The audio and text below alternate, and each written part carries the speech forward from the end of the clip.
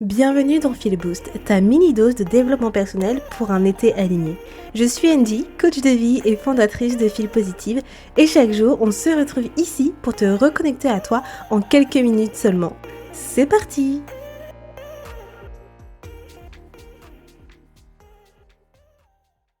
C'est bientôt la rentrée, mais ne t'inquiète pas, ne panique pas. Donc la rentrée arrive à grands pas. Et du coup, en général, les gens considèrent un peu la rentrée comme le mi-nouvel an. Dans le sens où, bah déjà, à la rentrée, c'est la rentrée scolaire. Et j'ai l'impression aussi que, en général, on aime bien considérer la rentrée comme un renouveau. Donc, par exemple, moi, je sais que pendant la rentrée, c'est là où je vais me faire une sorte de mise au point pour savoir où j'en suis et je me dis, ok, il reste à peu près 4 mois avant la fin de l'année où j'en suis donc dans ma vie, avec mes objectifs, etc. Et je pense que c'est un petit peu pareil pour tout le monde, entre guillemets. C'est pourquoi aujourd'hui, je voulais vous parler donc en fait de 5 questions que j'aime me poser avant la rentrée pour faire un petit peu cette mise au point et on va dire pour commencer, donc septembre, dans un bon mood, mais également motivé pour continuer sur mes objectifs. Alors, si ce n'est pas encore fait, prenez une feuille ou un stylo, votre téléphone peut-être, et allez dans vos notes d'iPhone ou peut-être Samsung, je ne sais pas quel téléphone que vous avez, ou si vous conduisez ou que vous êtes peut-être donc en transport, faites cet exercice chez vous pour noter les questions. Alors, j'ai noté les questions, je vais vous les dire. La première question, c'est qu'est-ce que j'ai découvert sur moi cet été? Donc, dans l'épisode précédent, je vous disais que, par exemple, ce que l'été m'a appris et que ce que j'avais découvert sur moi en été, en analysant mes étés précédents, c'était que, par exemple, je préférais workout chez moi que à la salle de sport. Donc ça, c'est une sorte de chose que vous pouvez faire également de votre côté avec cette première question. Donc, qu'est-ce que vous avez découvert sur vous cet été, mais également en fait les étés précédemment. Donc comme je disais dans l'épisode précédent, essayez de regarder les schémas répétitifs. Donc est-ce que vous êtes peut-être beaucoup plus à aller dehors pendant les étés, dans le sens où aller en nature, ou peut-être à être renfermé sur vous-même? Regardez tout ça, parce qu'en fait ça en dit long sur l'énergie que vous avez en été, et c'est important donc de savoir ça pour pouvoir, on va dire, agir en conséquence. La deuxième question, c'est qu'est-ce que je veux absolument préserver dans ma routine de rentrée? Donc, je vous ai parlé de routine et je vous parle souvent de routine. Les routines, elles n'ont pas besoin d'être rigides ou trop strictes. En général, j'aime avoir une routine en fonction de mes intentions. Est-ce que je suis plus dans une intention douce, de ralentissement? Est-ce que je suis plus dans une intention de me connecter à ma spiritualité? Donc, essayez de regarder déjà les types de routines que vous avez déjà en place, si vous en avez. Si vous en avez pas, bah forcément, ça va pas forcément vous aider cette question. Et là, dites-vous, ok, quelle routine m'a vraiment fait du bien? Quelle routine m'a vraiment fait me sentir mieux, que j'ai vraiment envie de conserver pour la rentrée? Donc, par exemple, moi, si je prends un exemple, bon, j'ai énormément de routines, hein, et je me fais souvent des mini-routines car je mets beaucoup en avant la méthode des 20-80 que en fait 20% donc de, de vos routines bien-être permettent de contribuer à 80% de vos objectifs. Donc du coup, par exemple, si je prends un exemple pour moi, une des routines que je compte conserver, si vous me connaissez, c'est forcément continuer à écrire donc dans mon journal de gratitude, faire mon journal de gratitude, mais également écrire mes pensées, faire mes rituels. C'est une de mes routines que je ne déroge pas et qui vraiment me permet de me sentir mieux. Une autre routine que je compte conserver pour septembre, c'est par exemple quelque chose de très très simple, mais que j'ai intégré depuis un bon moment. Ça va être donc de pouvoir prendre des suppléments alimentaires, que ce soit vitamines, probiotiques, etc. Donc à chaque fois, je découvre plusieurs marques, d'autres marques qui font en fait des vitamines, mais spécialement pour les femmes. Et depuis que j'ai intégré en fait ça dans ma vie, je vous assure que ça a fait une énorme différence.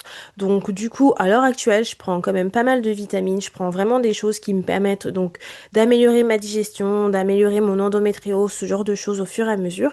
Et ça, c'est une routine que je compte conserver et que si je trouve encore des autres types de suppléments qui peuvent m'aider, eh ben, je compte continuer. Donc, essayez de voir, voilà, vous, quelle routine que vous souhaitez conserver en septembre jusqu'à la fin de l'année et que vous ne souhaitez pas déroger du tout.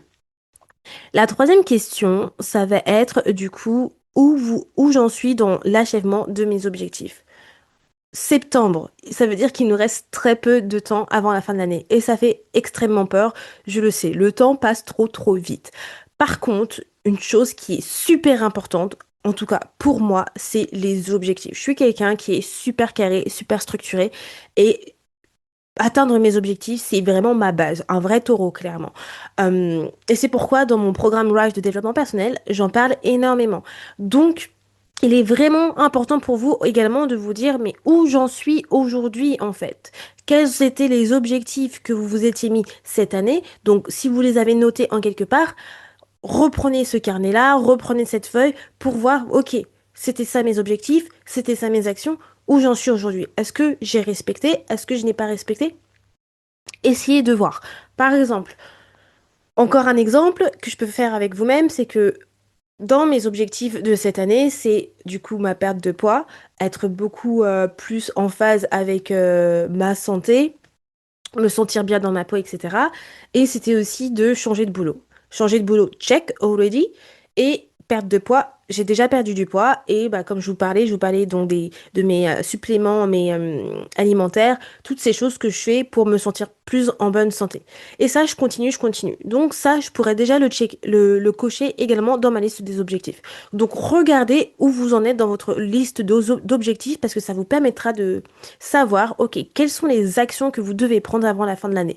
Parce que possiblement, les actions que vous avez mis en place, c'est peut-être pas des actions assez suffisantes pour pouvoir atteindre vos objectifs. Ensuite, la quatrième question, c'est quel changement je souhaite voir pour les derniers mois de l'année. Donc là encore, c'est un peu, on va dire, lié à vos objectifs, mais pas que. Donc, par exemple, si pour vos objectifs, vous avez vu que vous n'avez pas fait des actions suffisantes, et ben là, les changements, c'est peut-être de trouver d'autres actions, effectivement, qui vous permettront donc d'atteindre ces objectifs. Mais les changements, ça ne va pas être que par rapport à vos objectifs, ça va être des changements tout simples que vous pouvez ancrer dans votre quotidien qui vous permettent de vous sentir mieux, par exemple, tout simplement. Ou s'il y a quelque chose que vous souhaitez changer, vous êtes en plein développement personnel, qu'est-ce que vous pouvez faire, quels changements vous pouvez intégrer pour du coup évoluer dans votre vie, pour faire que votre vie soit meilleure. Donc voilà, il y a pas mal de choses que vous pouvez utiliser et je vous ai fait pas mal d'épisodes récemment aussi à ce sujet sur les 4 étapes de croissance personnelle, sur comment commencer votre développement personnel, mais aussi des ressources gratuites qui vous aident à vous améliorer dans votre développement personnel. Et ensuite, la dernière question, ça va être qu'est-ce que je laisse derrière moi sans culpabiliser? Donc là, effectivement, c'est une question introspective que j'adore, que j'utilise souvent quand je fais mes rituels de pleine lune. C'est qu'est-ce que vous souhaitez laisser derrière vous? Donc, est-ce que ça peut être une relation qui ne vous convient plus? Est-ce que ça peut être une amitié qui ne vous convient plus ou des amitiés qui ne vous convient plus? Un boulot qui ne vous convient plus? Clairement, regardez vraiment qu'est-ce que vous souhaitez laisser derrière vous pour la rentrée et pour terminer du coup l'année sur une bonne touche. Donc ça peut vraiment être n'importe quoi, hein, clairement. Donc à vous de réfléchir en fonction de votre situation. Pour le moment, à l'heure où je fais l'épisode, donc l'été n'est pas terminé, mais clairement il y a toujours quelque chose que vous allez voir au fur et à mesure des mois. Voilà, qu'il y a quelque chose que vous souhaitez laisser derrière vous. Ça peut être aussi tout simplement qu'est-ce qui ne vous convient plus, le fait est d'avoir des doutes tout le temps, de toujours avoir des peurs, de toujours culpabiliser, la comparaison à autrui. Donc ça, c'est des choses à libérer émotionnellement. Donc ça fait partie de cette question-là. C'est pour ça que c'est très intéressant de prendre un carnet et de pouvoir noter ces questions et se mettre vraiment en mode introspectif pour réfléchir à ces 5 questions. Parce que ces 5 questions, ça va vraiment vous permettre d'aborder du coup la suite avec intention et pas simplement par automatisme. Du coup, voilà, c'est ce que j'avais pour les 5 questions. Je regardais si j'ai pas écrit une sixième, mais c'est bon, je n'ai pas écrit une sixième. Voilà, donc n'hésitez pas à me dire, voilà, ce que vous pensez de ces questions-là, si vous avez déjà fait ce type d'exercice introspectif. Moi, je vous dis à demain. Demain, on va parler en fait justement de transformation, de voilà, vous n'avez pas besoin de transformer toute vos vies pour pouvoir voir une évolution.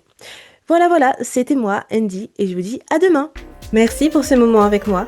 Si cet épisode t'a boosté, partage-le en story et tag Feel Positive Official sur Instagram. Et on se retrouve demain, même heure, pour une nouvelle dose de bien-être. Bye tout le monde!